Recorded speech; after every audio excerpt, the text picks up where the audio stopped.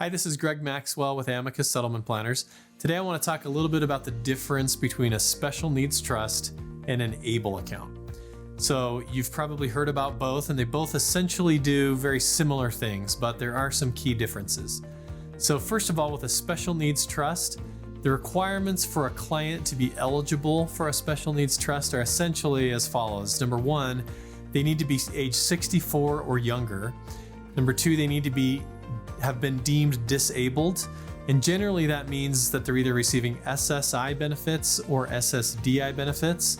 So they need to be age 64 or younger, be disabled, and then they're essentially eligible, okay? And then the funds inside the trust can only be used for their benefit. And those trusts have to be established by either a parent, a grandparent, a legal guardian, the court, or if they're a competent adult but they're just disabled, they can establish it for themselves.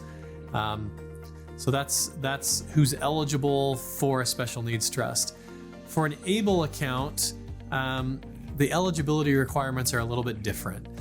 To be eligible for an ABLE account, you have to have been deemed disabled before the age of 26.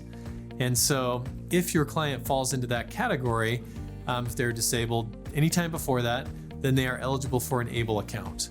The funds inside the ABLE account can be used for essentially the same things that the funds inside of a special needs trust can be used for, but inside of an ABLE account, you can actually pay for housing expenses, which you cannot pay, or is more difficult to pay from a special needs trust. So actually ABLE accounts are a little bit more flexible than special needs trusts.